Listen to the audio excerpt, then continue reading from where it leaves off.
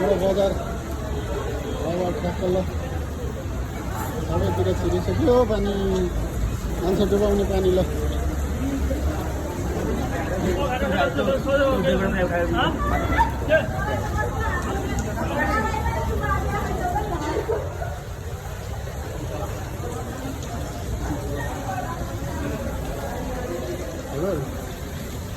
डुबा बाघ खेल्दै हुन्छ त नि बाघ बडा मान्छे हो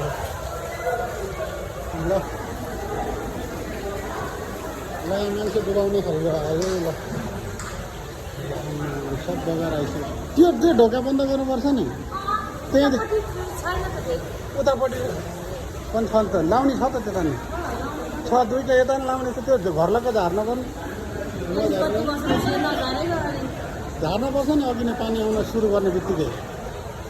त्यसले गर्दा त्यहाँदेखि त आएको हो नि पानी सबै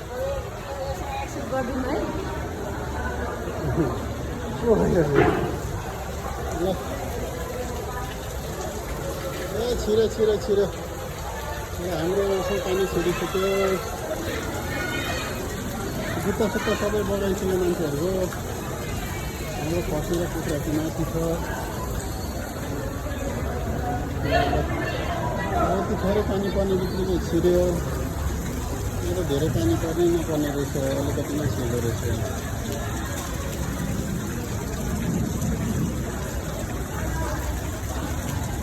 ढलजाम भएर पुरो पानी यता